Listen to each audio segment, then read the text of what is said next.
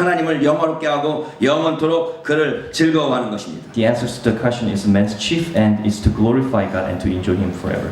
여러분 자신이 제일 되는 삶의 목적이 무엇입니까? What is your chief end of man? Chief end of your life? 정말 하나님을 영화롭게 하는 것입니까? To glorify God really? 아니면 자기 자신을 영화롭게 하는 Or to 것입니까? glorify yourself? 아니면 하나님의 뜻을 이루어가는 것입니까? Or to achieve God's 아니면 purpose? 자기 자신의 뜻을 이루어가는 것입니까? Or to achieve your end? 목적이 분명한 사람이 되어서 하나님의 뜻을 이루어야 되겠습니다. Your purpose has to be clear.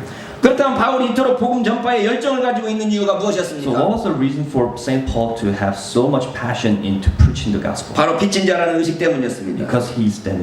자신이 복음 때문에 빚진 자가 되었다는 것입니다. That he is dead because of the gospel. 헬라인이나 야만이나 지혜 있는 자나 어리석은 자에게 다 내가 빚진 자라. Now, the English text actually says it's obligated, but it's that it can be translated as debted as well. I am obligated both to Greeks and non-Greeks, both to the wise and the foolish. 바울은 야만이 자신이 알든지 모르든지 So Paul, whether he knows or not, 헬라인이든지 야만이든지 whether it's for the Greeks or Gentiles, 지혜 있는 사람이든지 어리석은 사람이든지 모든 사람에게 빚진 자라는 의식을 가지고 있었습니다. those who are wise or foolish, it doesn't matter. He is dead. He's obligated. 아마 이런 빚진 자에 대한 의식은 다메섹 체험에서 유래한 것일 수 있을 So 겁니다.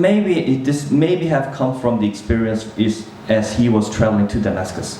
자신이 핍박하고 죽이려고 했던 그 예수님에 대해서 반성하고 참여하는 셈인 거죠. So Jesus, he was so eager to persecute and execute all those who's believers, then he may have deaded from them. 이러한 채무 의식은 집으로 되돌아오는 탕자의 의식에서도 발견됩니다. So we can also see this from the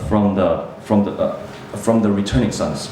아버지의 모든 것들을 다 써버린 그 아들이 집으로 돌아갈 면목이 없었습니다. So this son who was, spent all the money that his father has given, has used up, and that he was returning home. 그러나 문득 깨달은 거죠. As he remembers something, 내 아버지에게는 양식이 풍족한 일꾼이 얼마나 많은가. that his father has many slaves and also many food. 나는 여기서 줄여 죽는구나. But I'm starving to death here. 내가 일어나 아버지께로 가서 이르기를 아버지여 내가 하늘과 아버지께 죄를 얻었사오니 지금부터는 아버지의 아들이라 일컬음을 감당치 못하겠나이다. 나를 품꾼의 하나로 보소서 하리라. So that's why he says he's going back to father, and he's going to tell his father, I have sinned against heaven and against you. I'm no longer worthy to be called your son. Make me like one of your hired men. 나를 품꾼의 하나로 보소서라고 말하려고 아버지께 가고 있는 겁니다. So he's going to his father to ask him to become one of his hired men. 그러나 아버지는 탕자를 여전히 자신의 사랑하는 아들로 대접하면서 반갑게 맞이합니다. But he still treats his son as a son, and he welcomes him. 아직도 상거가 먼데 아버지가 저를 보고 측은히 여겨 달려가 목을 안고 입을 맞춥니다. So while he was still a long way off, his father saw him and was filled with compassion. 아들이 겨우 입을 엽니다. So son just barely speaks. 아버지, 제가 아버지와 하늘과 아버지께 죄를 얻었사오니 지금부터는 아버지의 아들이라 일컬음을 감당치 못하겠나이다. Father, I have sinned against heaven and against you. I'm no longer worthy to be called your son. 그러나 여기에서 아버지가 더 이상 말을 하지 못하도록 막아버립니다. The father stops him from saying it, and he says something else. 나를 품꾼의 하나로 보소서라고 말하기도 전에 아버지가 종들을 채촉합니다. Even before the son wants to say, make me as your hired man, 제일 좋은 옷을 내어다가 입혀라. the father says, quick, bring the best robe. 손에 가락지를 끼워라. And put it on him, and put a ring on his finger and sandals on his 발에 신을 신기라. sandals on his feet. 그리고 살찐 송아지를 끌어다 잡아라. Bring the fattened calf and kill it. 우리가 먹고 즐기자. Let's have a feast and celebrate. 그리고 탕자에 대해서 선언합니다. And then he declares of his son, 이 내 아들은 죽었다가 다시 살아났으며 내가 잃었다가 다시 얻어노라. the son of mine was dead but is alive again.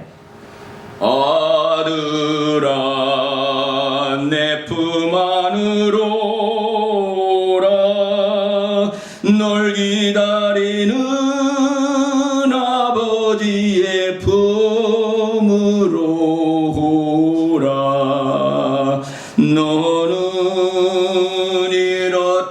잃었다가 다시 찾은 죽었다가 다시 살아난 내 내 아들이라. 옛날에 우리 찬양대에서 불렀을 때 제가 솔로했던 곡입니다. This is a song I actually soloed back when I was in the worship team. 30년, 40년 됐는데 입에서 부르는 나오더라고요. It's about 30, 40 years ago, and I still remember the lyrics. 아버지가 탕자를 향해서 그렇게 지금 부르짖고 껴안고 있는 겁니다. Father shouting and he's hugging the son. 나를 품꾼의 하나로 보소서라고 말하려고 그랬는데 Consider me as a hard man. 아버지는 그럴 말할 기회조차 주지 않는 But 겁니다. he doesn't give him a chance to say that. 자, 이렇게 회복된 아들의 지위를 회복된 아들이 아버지 집에서 일할 때 아 나는 아들이야 라고 당연한 지위로 누렸을까요? So his status has recovered as a son, as a legitimate son. But when he's working there or he's staying there, does he remember that he's I'm saved now? 아니면 평생 품꾼으로서 마음으로라도 아버지께 충성하였을까요? Would his heart actually became one of his servants, one of his hired men? So he's trying to do his best. 아마 이런 마음이 자신을 빚진 자라고 하는 바울의 마음이라고 생각할 수 있습니다. Maybe that heart is close to what Saint Paul described himself as indebted. 제가 목사가 되었을 때 목사가 된 첫 설교로 어떤 본문을 설교할까를 고민했었습니다. So when I became a pastor for the first time, I was thinking about what should I preach as my first sermon. 그러다가 탕자의 설교를 했던 것이 기억납니다. And I remember that I actually talked about the returning son. 하나님의 아들로서 하나님의 종이 되어 그 은혜를 갚으며 일평생 살겠다고 다짐하며 설교했던 것입니다. Became as a God's servant, became as a God's son, and doing my best, doing all my work to as an indebted person. 저는 믿음으로 말하면 하나님의 아들이 되었습니다. As I believed, through faith, I became God's son. 그런데 내가 이제 하나님의 종이 되려고 목사가 되었습니다. So now I have become pastor to become His servant. 아들이지만 종으로서 살겠습니다라고 하는 다짐이 목사가 된 이유입니다. The reason I became a pastor is because I want to live as a son, but as a servant as well. 근데 세월이 흘러가니까 But time has passed, 제 나름대로 안정되고 and when I get settled, 또 그럭저럭 지내는 만하니까 이런 첫 마음이 많이 희미해진 것 같습니다. my first heart, the first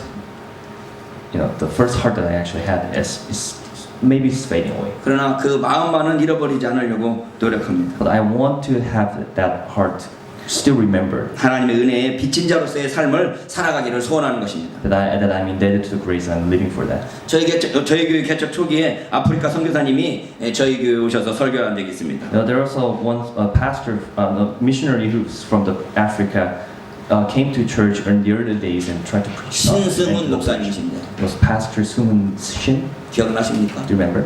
가수 이름하고 똑같아가지고 It's actually the same name of the singer. 제가 잊어버리지를 못하고 So I couldn't forget it. 이 설교 준비하면서 인터넷을 검색했더니 LA 주님의 영광교회를 담임하고 I was 계시더라고요. typing his name on the Google and then I found that he's actually in LA as a church of the God's glory.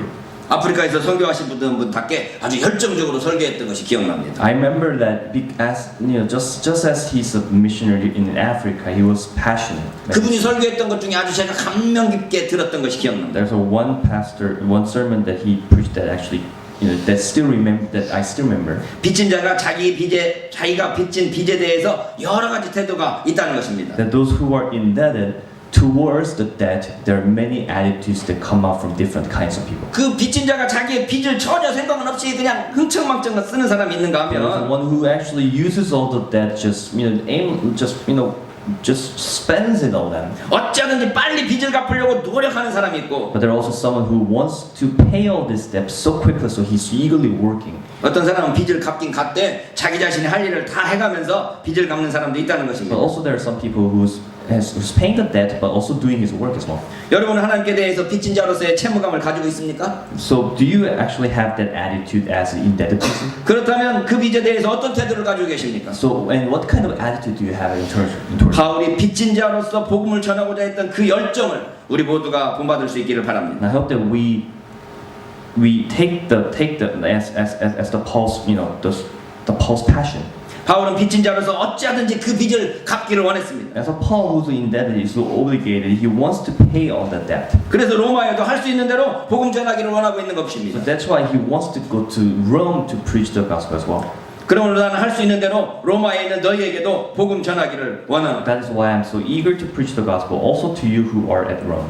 개인적으로 저는 여기에서 할 수 있는 대로라는 구절에 마음에 와닿습니다. Personally, I am very